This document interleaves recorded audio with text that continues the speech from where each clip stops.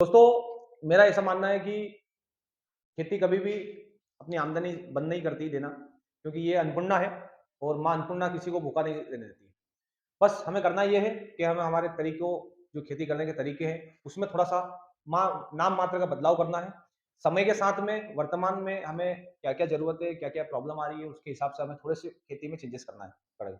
दोस्तों, आज ये वीडियो आप गेहूँ बोने से पहले आप देख लें, इसमें से कुछ-कुछ चीज़ें आपको काम की मिल सकती है। लगभग इन मुद्दों पे अपन बात करेंगे।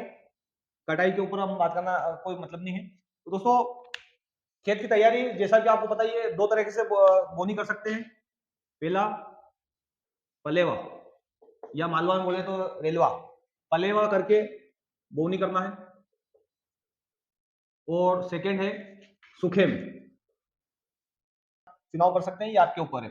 दोस्तों, बीज की बात करें तो बीज में हम पहले किस्मों की बात करेंगे। तो किस्म सबसे बढ़िया पहले बात करेंगे सुजाता, जो खाने के काम में आती है। उन वैरायटी की बात करेंगे तो सुजाता हो गया, लोक 1, लोक 2, डबल लोक 1 जिसको बोला जाता है। एक लोक 1 सादा लोक 1 जिसको बोल सकते हैं, लोक 1 और एक लोक 2 या डबल लोक 1, या आप बोल सकते हैं कि श्रीराम 111 के नाम से कंपनी बेचती है, अजीत 109 के नाम से बेचती है, उस उसको बोला जाता है। उसके बाद में पूर्णा आता है। एक खाने में एक नई वैरायटी मुझे कल पता चली है, पूसा अहिल्या।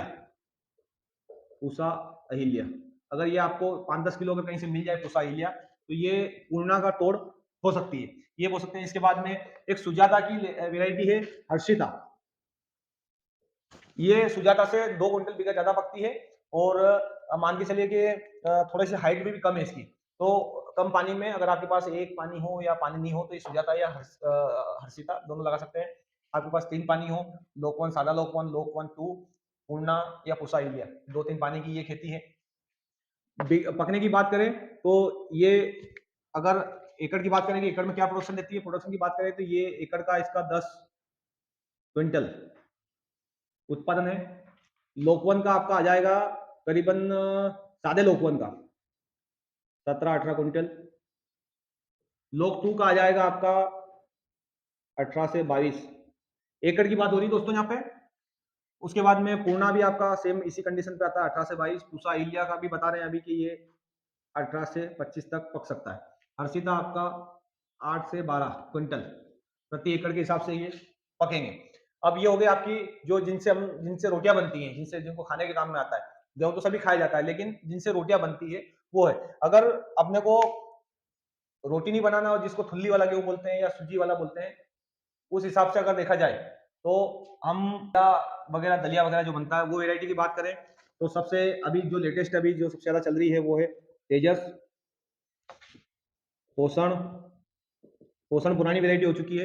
तेजस के बाद में, पोषण के बाद में मंगल, पूसा मंगल बोलते हैं इसको। मैं आपको शॉर्टकट में पूसा मंगल ही लिख रहा हूँ। अभी नई वैरायटी एक चल रही है करण वंदना, और एक अभी लेटेस्ट इस साल वैरायटी DBW 303। मालव राज में अगर जाए अपन तो मालव शक्ति, मालव गोल्ड, मालव अनमोल। ये जो वैरायटी है, ये वैरायटी काफी हाई प्रोडक्शन वाली वैरायटी है। प्रोडक्शन वैरायटी हाई है। अब प्रोडक्शन लेना कैसे, मात्र वैरायटी बोने से प्रोडक्शन नहीं आएगा। मैं इस वीडियो में आगे आपको बताऊंगा कि प्रोडक्शन हाई आएगा कैसे। पहले अपन बात कर लेंगे ये पकता कितना है। तो यहाँ अपन बात करेंगे 30 से 40 क्विंटल प्रति हेक्टेयर।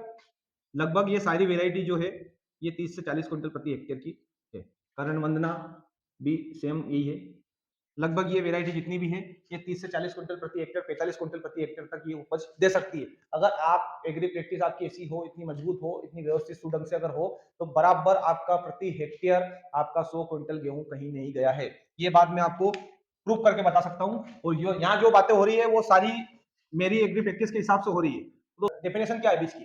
बीज अगर अपन बात करें कि बीज मतलब क्या समझते हैं, हमारी नजर में, हमारे क्षेत्र के साथ बीज का मतलब ये हो जिसमें एक जैसी कतार हो और ऊपर डबल मंजिल ना हो, ऊपर बेजड़ ना हो, वो बीज नहीं है दोस्तों, ऐसा नहीं है।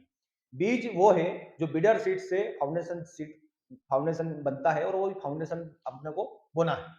बीडर सीड मिल नहीं सकता है, बहुत रेयर रहता है, बहुत कम मिलता है। और बीडर सीड जो रहता है वो फाउंडेशन F1 बोलते हैं जिसको, मतलब बीडर से एक बार बोया गया F1, 2 बार बोया गया F2, 3 बार बोया गया F3।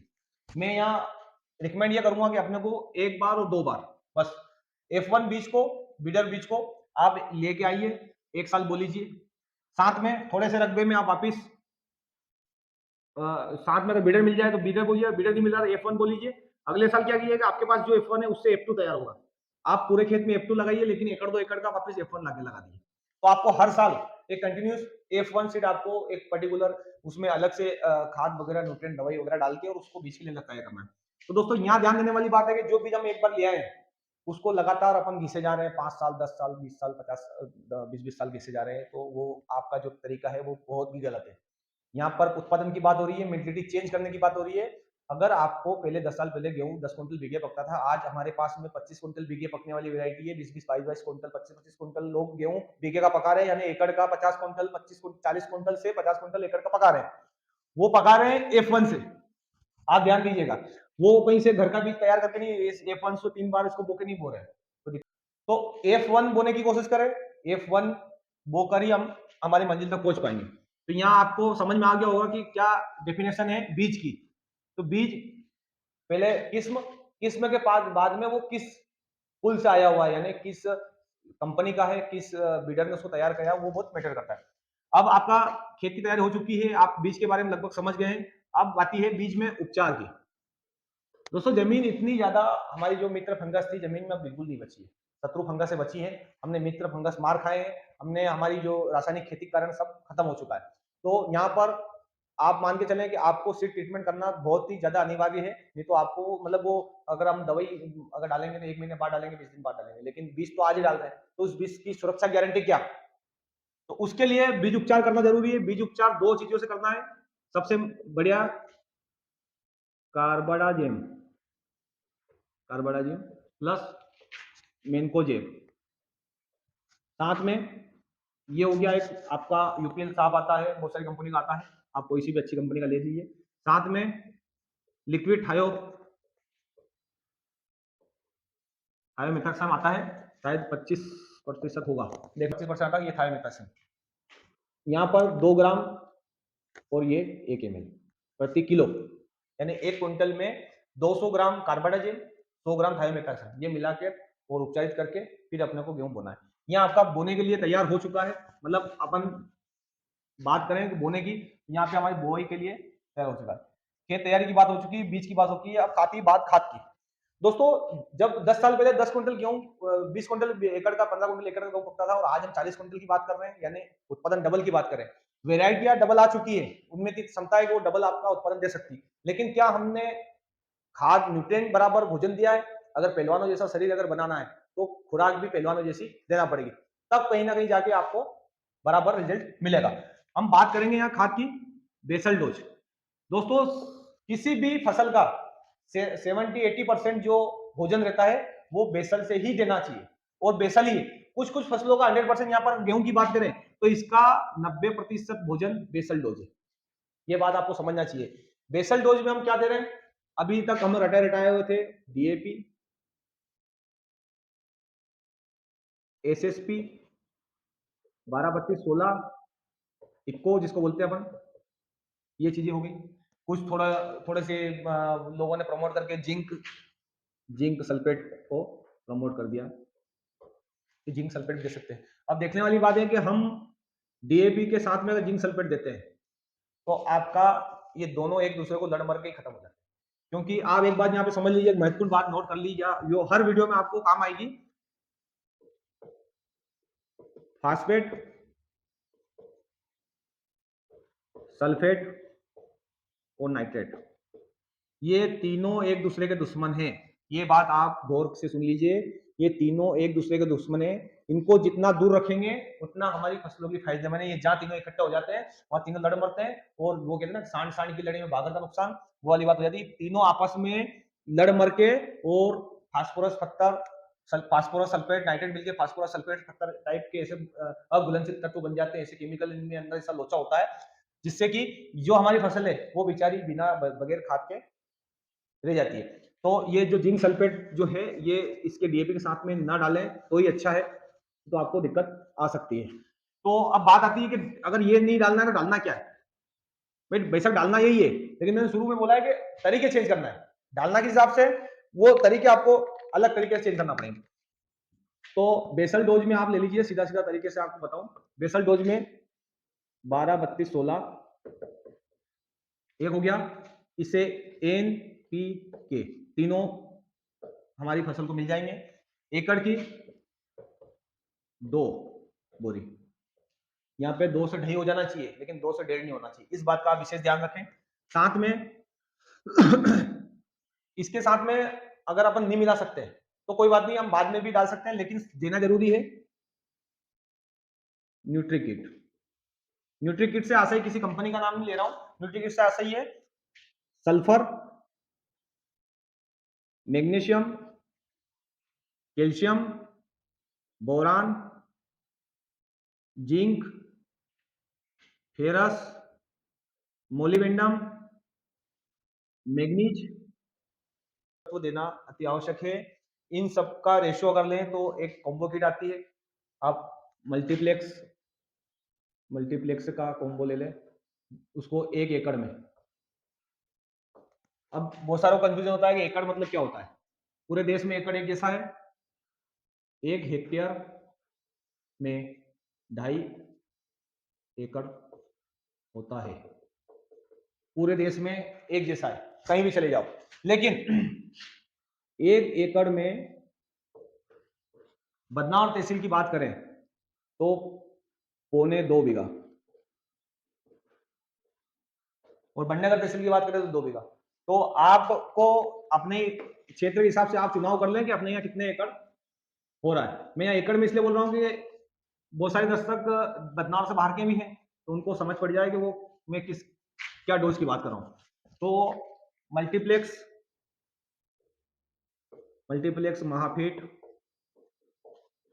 रिचफील्ड, कोम्पो, आईसीएल, बहुत सारी कंपनी है, आप जो आपके लिए आसान हो उस कंपनी का लाके और 1 एकड़ में अपने को वो डालना है। हम लगातार हरित क्रांति के नाम पर 20 से 30 वर्षों से डीएपी, पोटास, एसएसपी वगैरह खाद दे रहे हैं। दोस्तों जितना हम डालते हैं उसका 50% जमीन में रह जाता है, क्योंकि डीएपी, पोटास और जिसमें जितने भी फास्फेटिक खाद है वो अस्थिर है, स्थिर है, वो आपको कहीं भी नहीं जाएंगे। आप अगर उन तक पहुंच गए, जड़ें उन तक पहुंच गई तो आपने ले लिया, नहीं तो वो ऐसे पड़े रहेंगे। तो इन सब का जो खाद जमीन में पड़ा हुआ है, बहुत सारा खाद हमारी जमीन में ऐसे पड़ा हुआ, उसको जमीन के अंदर हम पौधों को उपलब्ध कराने के लिए इन न्यूट्रीकिट के साथ में हमको माइक्रोराइजा कल्चर जो आता है वो डालना जरूरी है। माइक्रोराइजा कल्चर में बहुत सारे कंपनी बना रही है, अब ये आपके विवेक के ऊपर है आप कौन सी कंपनी का डाल रहे हैं। जैसे आता कल्चर है, कंपनी इसको दानेदार बना के इसमें थोड़ा सा रॉ मटेरियल डाल के इसको दानेदार बना कर भी बेच रही है। अलग अलग तरीके हैं, आप कल्चर लिक्विड में भी लाकर अप्लाई कर सकते हो, लेकिन वो बहुत बड़ी ऊंची बात हो जाएगी। इसलिए किसी भी कंपनी का माइक्रोराइजा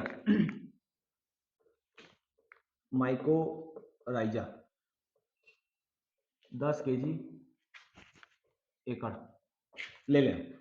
अब इसमें देखने वाली बात है कि नॉर्मल कंपनी की बात कर रहा हूँ जो 10 किलो, अगर आप प्लांट बायोटिक्स की बात करें तो वो उसका डोज शायद 4 किलो का ही है एकड़ का। तो वो ध्यान रखें कि अपने को करना क्या है। साथ में 12, 32, 16 2 बैग न्यूट्रीकिट का 1 बैग, ये 1 बैग लगभग 20 से 25 केजी का आता है। ये आपका 1 एकड़ का हो गया। इसके साथ में सबसे बड़ी समस्या थी जड़ माहू की। जड़ माहू के लिए हमने बीज उपचार में थायोमेथाक्साम ले लिया है, लेकिन जब जड़ माहू वो आपको सीड से आपको बीज को बचाएगा, आपके सीड को बचाएगा, लेकिन जब जड़ें फैलती है, जब बाहर जाती है, तो उनकी रक्षा कौन करेगा। उसके लिए पिप्रोनिल 2 केजी, ये अल्ट्रा वाला है, बायर के नाम से आता है, और अगर नॉर्मल अपन ले रहे हैं तो आपको 5 केजी एकड़ डालना पड़ेगा। ये चीजें हो गई है, आपका खाद लगभग आपका सभी न्यूट्रिएंट आपका इससे मिल गया है। इसमें आप एक चीज ऐड कर सकते हैं, समुद्री शैवाल। समुद्री शैवाल एक प्रोडक्ट आता है, शी वीट करके, मतलब समुद्री घास बोलते हैं उसको। बहुत ही बढ़िया रिजल्ट मिलते हैं उसको, वो भी आप ऐड कर सकते हैं 10 केजी एकड़ के हिसाब से। इतना सब डालने के बाद में आपकी बात आती है बुआई की। आपने बुआई कर दी, आपने सीड ट्रीटमेंट कर दिया, बुआई कर दी। अब हमारा गेहूं उग गया है, हमने पानी पिला दिया है। पानी पिलाने के बाद में जो खरपतवार उगी है, अगर 2,4-D से काम नहीं चलेगा। नॉर्मल अगर राई वगैरह हो तो चल जाएगा, लेकिन इसमें दो तरह की 240 आती है, 38%, 58%। अगर आपको आसपास आपके सारे गेहूं है तो आप 38% डालिए, बढ़िया काम करेगी। अगर पास में कोई दूसरी फसल है तो आप 58% डालिए, क्योंकि ये गैस इसकी बनती है, गैस पे काम करती है, और ये जिस पे गिरेगी उसको ही मारेगी। 240 के साथ में आप दुकान वाले को बोलेंगे तो इंद्रजव के पाउच आते हैं, बोलते हैं वो इंद्रजव मारने के पाउच आते हैं, वो आप इसमें साथ में डाल दीजिए, तो आपका लगभग मोटा मोटा काम आपका हो जाएगा। लेकिन एक और सुपर शानदार चीज है, इन सब कचड़ों में नहीं पड़ना और गेहूं छोड़ के बाकी सब चीजें खत्म करना है, तो आप वेस्पा कोरोमंडल ये डाल दीजिए। ये सबका रामबाण इलाज है सबका। इसके साथ में क्योंकि हमारी फसल लगभग ये डालेंगे जब तक 25 दिन की हो चुकी होगी, तो 25 दिन की फसल में आपको बहुत सारी बीमारी लग गई है, तो इसके साथ में हमको थायोमिथाक्साइन या इमिडा क्लोरपीड, इन दोनों में से एक चीज कोई सी ले लें, साथ में वो डाल दें। फंगस के लिए टिल्ट डाल दें, या तो ये डाल दें या ये डाल दें। इसके साथ में दोनों के साथ में ये कोई सी भी एक के साथ में इसमें आप ऐड कर दें। टिल्ट ले लें, टिल्ट का बहुत कम डोज लेना है, आधा ml से लेना है, 5 ml प्रति लीटर पानी में लेना, ज़्यादा नहीं लेना, इसका डोज अपन बाद में बढ़ाएंगे। ये हो गई हमारी फर्स्ट डोज की बात। हमने खरपतवार खत्म कर लिया, अब सब दूर लहराते गेहूं है। हमको एक और बात, हम पहले पानी में यूरिया देते हैं। फर्स्ट पानी में यूरिया, फसल छोटी रहती है, आपको 20 केजी, सॉरी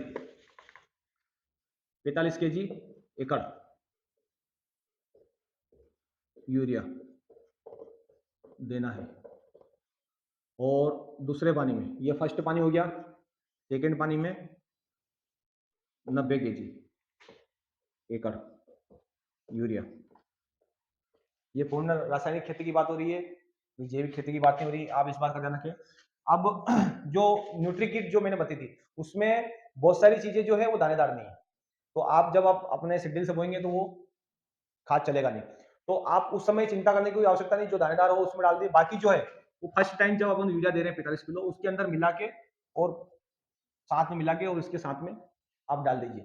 न्यूट्री किट के अंदर कोई सी भी चीज चिलेटेड फॉर्म में वो घुलनशील है, वो यूरिया के जैसे घुल के और जमीन के अंदर चले जाएगी, आपकी जड़ों के पास में पहुंच जाएगी। बाकी माइक्रोराइजा साथ में हमने दिया है वो काम करेगा, सीवीड साथ में दिया वो भी काम करेगा। इस चीज का ध्यान रखना है कि फर्स्ट पानी में यूरिया हमें को आधा देना है, और सेकंड पानी में या आपके पास कम हो तो आप 45 कीजिए भी, लेकिन 2 बार में अपने खेत में यूरिया डालिए, आपकी फसल बहुत ज्यादा। सेकंड पानी पिलाने के जस्ट बाद, पहले पानी पे आपने 240 वगैरह डाल दी, सेकंड पानी पिलाने के बाद में बहुत ही महत्वपूर्ण आपका एक स्प्रे आता है, जो आपको गेहूं 40 से 45 क्विंटल एकड़ का पकाने में मदद करता है। दोस्तों 40 से 45 क्विंटल अगर एक क्विंटल का एकड़ का गेहूं पकाना है, तो सेकेंड पानी के बाद में आपको एक तो फंगीसाइड लेना है, टेबुकोनाजोल 1 ml प्रति लीटर पानी में। मैं यहाँ प्रति लीटर पानी से बात करूंगा, आप अपने हिसाब से चुनाव करेंगे, आपको 1 ml प्रति लीटर पानी के हिसाब से आपको ये लेना है। अगर ये नहीं मिलता है या ये नहीं ला सकते, तो इसके एवज में टिल्ट या वेस्पा आता है जीएसपी का, कंपनी का नाम लिखना जरूरी है, क्यों आप घूमते रह जाओगे कि वेस्पा जीएसपी का आता है। इस जो टिल्ट या जेपीउजाजोल टिल्ट ये तीनों में से आपको जो आपकी मर्जी, ये तीनों बहुत ही बढ़िया प्रोडक्ट है, आपको जो जमे वो आप डाल सकते हो। ये होने के बाद में सेकेंड स्प्रे, यही इसी स्प्रे की हम बात करें तो एक हमारा फंगीसाइड हो गया, दूसरा हो गया एक और प्रोडक्ट है कोनिका, थोड़ा सा महंगा पड़ेगा, धानुका का, लेकिन उसके अंदर फंगस और बैक्टीरियल दोनों प्रॉब्लम का सॉल्यूशन है। तो आप ये भी ले सकते हैं, या तो ये ले लें फर्स्ट, या सेकंड ये ले लें। इन दोनों को लेने के बाद में तीसरे नंबर पर हमें जो सकिंग पेस्ट जो है, जो जड़ में कुछ बैठे कीड़े हैं, उन सबको मारने के लिए एक सस्ता और सुंदर सा प्रोडक्ट आपको बताऊं तो क्लोरो पाइरिफास प्लस साइपर, ये आता है। ये आपको, इसकी मात्रा ज़्यादा नहीं लेना है, ये मात्र 200 ml प्रति एकड़ आपका डालना है। इससे ज़्यादा डालने की आप कोशिश ना करें। एक चीज ये हो गई, एक आपका ये हो गया। तीसरा चीज, जब इस समय सेकेंड में जब गेहूं पोटे पे आते यानी कि उम्पी निकलने से पहले जो इसका जो समय रहता है वो काफी महत्वपूर्ण रहता है। इस समय की जो एग्री प्रैक्टिस है, आपका जो एग्री प्रैक्टिस है, आपका जो स्प्रे करने का जो नजरिया है, वही आपको आगे चल के आपका प्रोडक्शन बढ़ाएगा। तो उसमें उम्मीद है आप इन चीजों को नोट कर रहे होंगे। ये आपको अगर एक बार में समझ ना आए तो आप दोबारा इन चीजों को रिवाइज करके और मोटी मोटी चीजें आप लिख लें। TMX 2 1 ml प्रति लीटर पानी में, ये आपको साथ में लेना है। ये टोटली आपके जो समस्या है, न्यूट्रिएंट की जो समस्या है, जो पौधे आप नहीं दे पाए, जो नहीं ले पाए, जो पानी मौजूद नहीं है, वो सभी समस्या का हल ये है कि आप साथ में ये तीनों चीज मिला के और आपका सेकंड स्प्रे कंप्लीट हो जाएगा। एक और जरूरी बात, जिन लोगों ने गेहूं की बोनी कर दी है, जिनकी बोनी हो चुकी है, मेरा वीडियो बाद में आया है, उन्होंने बोनी कर चुकी है, अब वो क्या करेंगे, बोनी होने के बाद, अगर बोनी हो चुकी है, घबराने वाली कोई बात नहीं है। आपने यहाँ पर दो चीजें डाली होगी, तीन चीजें डाली होगी, मैं उनका नाम लिख रहा हूँ। या तो आपने DAP डाला होगा, साथ में पोटास लिया होगा, एक 12-32-16 आपने डाला होगा।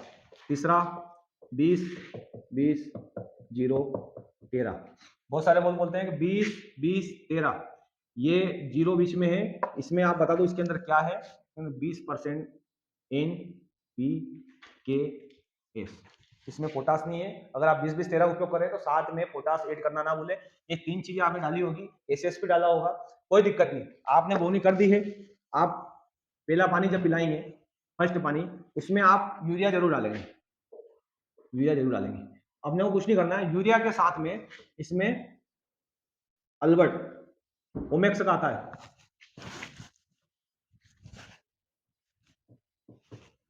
अल्बर्ट सॉल्यूशन करके ओमेक्स का प्रोडक्ट आता है, 10 kg एकड़। कोई दिमाग लगाने की आवश्यकता नहीं है। इस अल्बर्ट सॉल्यूशन के अंदर सारी चीजें आप यूरिया के साथ में कोट करके इसको दे दीजिए। आपने अगर रिजेंट अल्ट्रा नहीं डाला हो, विप्रो नहीं डाला, उसके साथ में ये ऐड कर लीजिए। आपने अगर फंगीसाइड से ट्रीट नहीं करा हो तो कार्बाडाजिम, मेनकोजेब इसके साथ में ऐड कर लीजिए। आपने थायोमेथाक्सम नहीं डाला तो इसके साथ में ऐड कर लीजिए। आपका फिर भी अदर खेत से आपका ज्यादा ही पकेगा। और मैं ये आपको पूरे, आपका अगर मान लो 10 बीघे का प्लाट है, आप पूरे 10 बीघा मत करिए, आप मात्र 2 बीघा में करिए। आप सीखिए, मैं भी सीख रहा हूँ, आप भी सीख रहे हैं। आप जब 2 बीघा में करेंगे तो आप 10 बीघा में खेत में अप्लाई करेंगे और अपने आसपास वाले सभी लोगों को ये चीज बताएंगे, ताकि हम अभी एग्रीकल्चर में बहुत पीछे हैं, हमें बहुत आगे जाना है। लगातार जनसंख्या बढ़ती जा रही है, जमीनें घटती जा रही है, खेती की जमीनें कम पड़ती जा रही है। तो आप सोचो कि कैसे पूर्ति होगी, खाद्यान्न की पूर्ति हमें करना, ये हमारी जवाबदारी है, हमारे कंधों पे भार है। मान लीजिए, आपको ये मानना पड़ेगा, ये विश्वास करना पड़ेगा कि हमें ये जवाबदारी परमात्मा ने दी है कि हम लोगों को भूखा ना सोने दें। इसलिए आपको अब बात आती है, आपने खाद डाल दिया, मैंने बता दिया आपको, सॉल्यूशन बता दिए, दो आपका स्प्रे बता दिया मैंने। एक स्प्रे जब अपनी बाली जब बन जाती, कंप्लीट हो जाती है, जब फुलेरे पे बोलते हैं, उस समय जो कंडीशन रहती है, उस समय जब दाना हल्का सा जब पड़ने लग जाए, आप देख सकते हैं फुलेरे से उतर के दाना जब हल्का सा जब पड़ने लग जाएगा, टिल्ट या वेस्पा GSP, इन दोनों में से कोई सा भी ले लीजिए आप। अब आपको डोज बढ़ाना है, 1 ml से लेना है, दोनों चीज, दोनों में से एक कोई सी भी, लेकिन 1 ml से लेना है। 1 ml से लेने के बाद में एक ओमेक्स का सिक्वेंसल आता है, 1 ml से ये लीजिए लीटर, प्रति लीटर। 1 ml मतलब मैं 1 ml बोलता हूँ, मतलब प्रति लीटर 1 लीटर पानी में आपको 1 ml 1 ग्राम इस तरह से बात हो रही है। सीक्वेंशियल या 0 0 50 2 ग्राम। देखो एक ऑप्शन ये हो गया, एक ऑप्शन ये हो गया, एक ऑप्शन हो गया वेज कंट्रोल। वेज कंट्रोल नाम का एक प्रोडक्ट आता है, वो ले सकते हैं 1 ml से। यानी कुल मिला के हमें पोटास की पूर्ति इसको देना है ताकि अच्छा दाना, एक जैसा दाना भरा सके।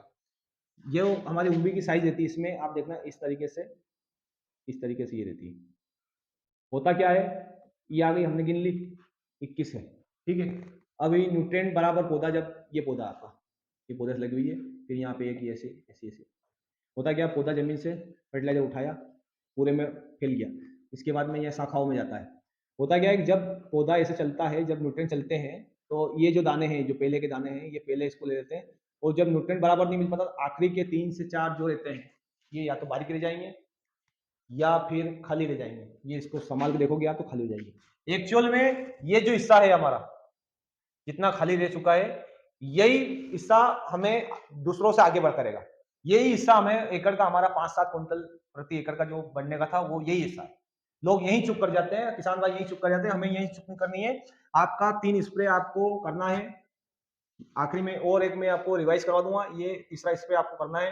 तीसरा स्प्रे आपने कर दिया, फिर भी देखने में ये आता है कि बहुत सारे को जो रिजल्ट मिलना चाहिए, जैसा मुझे मिलता है या जैसे मैं उम्मीद करता हूँ या लोग उम्मीद करते हैं, वो रिजल्ट क्यों नहीं मिल पाता है। दवाई हो गई, खाद हो गया, बीज हो गया, सब हो गया, लेकिन सबसे इंपॉर्टेंट चीज आती है पानी। हम पानी कब कब देते हैं, जब खाने वाला जो गेहूं है उसमें 15 से 20 दिन बहुत हो गया। मौसम ठंडा हो, जमीन गीली हो, कोई फर्क नहीं पड़ता, 15 से 20 दिन देना है। 5 दिन की गैप इसलिए दे रहा हूं कि किसकी जमीन गहरी है, किसकी जमीन उथली है। हल्की जमीन वाले तेजस, मालवराज, मान लो जो कठियावाड़ी गेहूं जो है, काठिया जो गेहूं बोलते हैं, ये नहीं आप खाने वाले बोए हो, पूर्णा बोए, पूर्णा अहिल्या बोए, उषा अहिल्या बोए, लोकवन बोए, लोकवन 2 बोए, इन चीजों में जाए। ये तेजस, मालवराज, करण वंदना, ये उनके लिए जिनकी जमीनें बहुत भारी है, जिनकी जमीनों में पानी आसानी से जाता नहीं है, उनके लिए आप 15 से 20 दिन में पानी दे दीजिए। आप एक बार आपकी उम्बियां जो है, बालियां हैं, वो एक बार उसके ऊपर हल्की सी सुनहरी जो परत आ जाती है, उसके बाद आपको पानी देने की आवश्यकता नहीं है। उसका कोई मतलब भी नहीं है, वो कलर चमक खराब करती है, जो दाने की चमक है वो खराब करेगी। और खाने वाले गेहूं में चमक से ही काम चलता है, कोई भी नकली गेहूं नहीं खाएगा, कोई भी ऐसा गेहूं नहीं खाएगा जो अच्छा सुंदर ना दिखता हो। उसमें धीरे धीरे न्यूट्रिएंट भी कम हो जाते हैं, इसलिए खाने वाले गेहूं में खूब से खूब 15, मिनिमम 15 और खूब से खूब 20 दिन। लेकिन तेजस, मालव मालव और पोषण, इनमें इनकी जो शाखाएं वैरायटी है, हर सबकी अलग अलग वैरायटी है, किसी की 3 है, किसी की 4 है, किसी की 5 है। इन वैरायटियों में पानी आपको मैक्सिमम से मैक्सिमम 10 दिन से 15 दिन के बीच में पानी आपको दे देना है। नहीं तो आपका प्रोडक्शन नहीं आएगा, आपने जो खाद दिया वो नहीं आएगा, क्योंकि हम जब पानी देते हैं तब वो नमी बनती है। नमी बनने से क्या होता है, जड़ों का फैलाव अच्छा होता है, न्यूट्रिएंट प्रॉपर जो घुल के पानी में घुल के और पौधे तक जाते हैं, नमी बनती है, माइक्रोराइजा जो बैक्टीरिया है वो काम करते हैं, पौधों को भोजन अपटेक करवाते हैं। मतलब एक जो हमने जो खाद दिया वो कच्चा है, उसको पकाने के लिए हमें जरूरी माइक्रोराइजा वगैरह जो न्यूट्रिएंट दे रहे हैं अपन, जो बैक्टीरिया दे रहे हैं, वो उसको पानी देते टाइम उसको पचाते हैं। तो किसी भी कंडीशन में 10 से 15 दिन के अंदर अपने को पानी देना है, और कम से कम आपको 5 से पलेवा छोड़कर 7 पानी आपको देना है, तभी जाके हार्वेस्ट। बीज की जो मात्रा है वो भी दोस्तों एक गौर करने वाली बात है। बीज मात्रा आपको आपको इस तरीके से आपका गेहूं रहना चाहिए। मैं किलो से आपको नहीं बता सकता हूं, और किलो से आज तक मैं भी नहीं समझ पाया हूं कि किलो से कैसे गेहूं बोया जाता है। यानी हर 1 इंच पे 1 दाना आपका गिरना चाहिए, 1 से 1.5 इंच, 1 इंच से 1.5 इंच। किलो से मैं नहीं बता सकता, क्योंकि किलो में कोई दाना मोटा रहता है, कोई पतला रहता है, कोई हल्का रहता है, उससे कोई मतलब नहीं। और किलो वाला मेजरमेंट आदमी का हमेशा फेल होता है। आप तो देखिए कि जहां गिर रहा है वहां पे देखिए कि किस तरीके से गिर रहा है। आपका एक जो दाना है, अगर आप F1 ले रहे हैं तो उसके जो कल्ले निकलते हैं, F1 के कल्ले 18 से 25 कल्ले इस पे एक पे निकलते हैं। अब एक दाना आपने फिर 1.5 इंच फिर लगा दिया, सोचो आपने, ये आपकी लाइन है, अब 25 कर ले तो ये इसके ये टच होगा, इससे ये टच होगा, इससे ये टच होगा, इससे ये टच होगा। देखिए आप, इनके गल्ले प्रॉपर नहीं निकल रहे। तो आपसे विनती यही है कि आप जो बीज दर है वो मिनिमम रखें, ना ही कम रखें। खेत आपका हरा भरा दिखना चाहिए, लेकिन बहुत ज्यादा बहुत पास पास में ऐसा नहीं हो कि हर 1 इंच पे 2 दाने गिर रहे हो, ऐसा नहीं। सबको सेपरेट दाने गिराना जरूरी है। आपका जर्मिनेशन अच्छा होना चाहिए, वो भी बहुत इंपॉर्टेंट है। कुछ इस प्रैक्टिस, मेरी जो एग्री प्रैक्टिस है, ये आप अप्लाई करके देखिए, आपको निश्चित ही 40 से 45 क्विंटल एकड़ का पकेगा। बीघा की बात करूं मेरे बदनावर तहसील की, तो आपको 20 से 25 क्विंटल एकड़ का गेहूं आपका पकेगा। नहीं पके तो मेरे खेत में से काट जाना। इन सब चीजों को करने के बाद में अगर आपको प्रोडक्शन नहीं आता है, तो आप मेरे खेत में से काट जाना गेहूं, आपके जितने भी कम पड़ रहे हो। तो उम्मीद है कि आपको ये जानकारी बहुत अच्छी लगी होगी, और हम मिलते हैं अगले वीडियो में। बहुत बहुत धन्यवाद दोस्तों।